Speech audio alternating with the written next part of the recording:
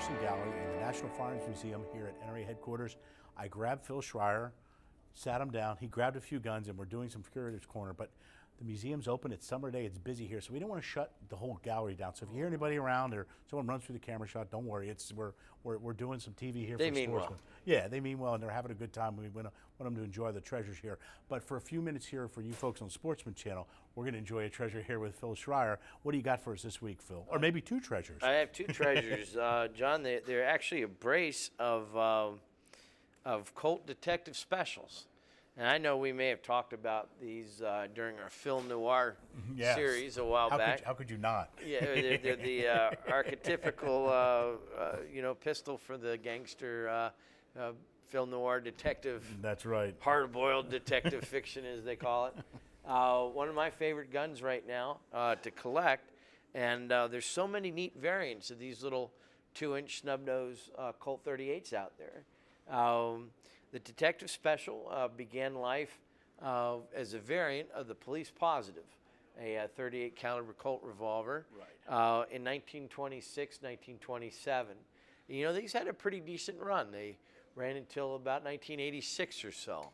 That's a good run. And because of that, there's quite a number of variants to the gun, as with most firearms that have began manufacturing models before World War II. We have your pre-war and post-war models, and we have your type variants, first issue, second issue, things of that nature, which makes collecting Detective Specials a real interesting hobby. I say that got to be a lot of fun. It is, because you start off with the square butt. Last week we looked at a banker special with the square butt.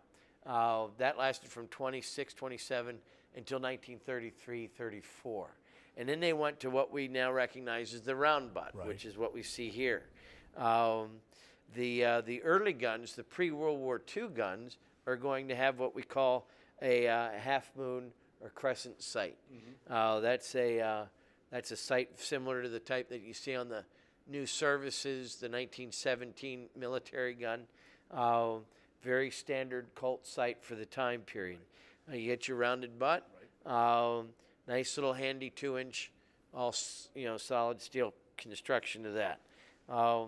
When you go, that gun was made in 1934, the first year of the round butt series. Here we jump forward a bit to the very year I was born, 1962, and we're looking at a post-war second or third issue Detective Special. Notice the sight has a pronounced ramp to it instead of that smooth crossover. The ejector rod here for the cylinder is knurled with a step into it, whereas the other one was just a solid knob on the side. The gun is beautiful overall. Nice white. In the white to the side of the hammer. Other than that, it's got a grooved trigger versus a checkered trigger on the first pattern. So the hammers are a little bit different. This is has lines in it, and this is checkering. We call the cylinder release has checkering here, but it's smooth here. So there are all these different nuances for these Detective Specials. Some were obviously square butt. A lot were issued to the United States Army in World War II, and will have inspector's cartouches and ordnance marks on them.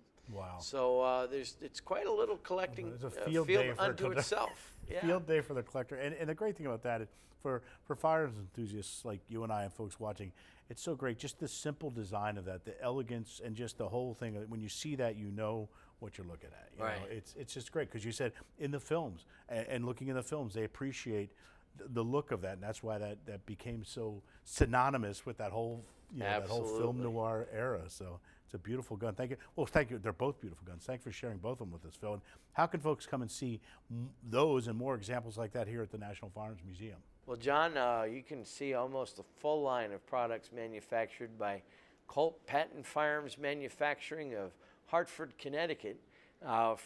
From their very first gun in 1836, we have a Patterson on display, all the way up to their They're modern M4s, and those are on display here at the National Firearms Museum, located just off of Interstate 66 in Fairfax, Virginia, at the intersection of U.S. Route 50.